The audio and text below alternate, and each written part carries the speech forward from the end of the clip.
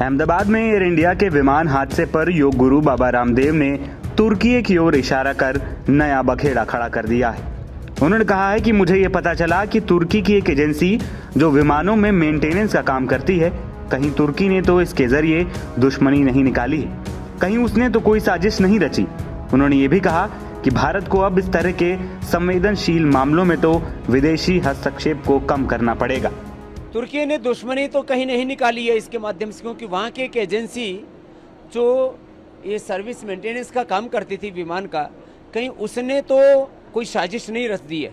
अब भारत को 100% ऐसे संवेदनशील मैटर्स में तो कम से कम विदेशी लोगों के हस्तक्षेप को खत्म करना पड़ेगा। दरअसल अहमदाबाद विमान हादसे के बाद एक एंगल तुर्की को लेकर भी निकल कर आ रहा है। इसकी वजह यह है कि तुर्की की कंपनी टर्किश टेक्निक एक ग्लोबल एविएशन सर्विस प्रोवाइडर है।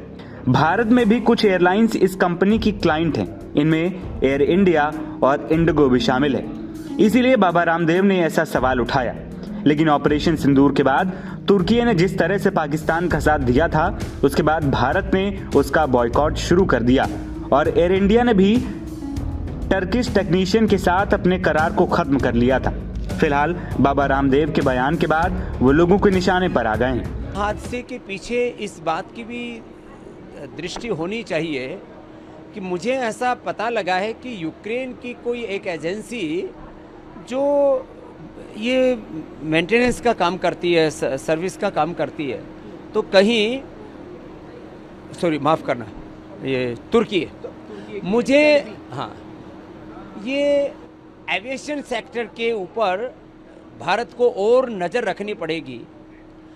तुर्की ने दुश्मनी तो कहीं नहीं निकाली है इसके माध्यम से, क्योंकि वहाँ की एक एजेंसी जो ये सर्विस मेंटेनेंस का काम करती थी विमान का, कहीं उसने तो कोई साजिश नहीं रच दी है। उसका कॉन्ट्रैक्ट महाराष्ट्र से 2 महीने पहले ही कैंसिल कर दिया गया था। 2 महीने का उसके पास और टेन्योर था कि वो अपने इसलिए अब भारत को 100% ऐसे संवेदनशील मैटर्स में तो कम से कम विदेशी लोगों के हस्तक्षेप को खत्म करना पड़ेगा। आपको बता दें कि गुरुवार के दिन दोपहर 1:39 पर एयर इंडिया विमान AI-171 उड़ान भरने के चंद सेकंड बाद ही क्रैश कर गया, जिसमें अब तक 264 लोगों की मौत हो चुकी है, जबकि कई लोग घायल बताए जा रहे हैं, जिनका अस्पताल में इलाज जारी है। इस हादसे के बाद पूरी दुनिया में इसको लेकर चर्चा हो रही है और हादसे को लेकर भारत की एजेंसियां जांच में जुट गई हैं कि आखिर ये पता लगाया जा सके कि यह हादसा कैसे हुआ।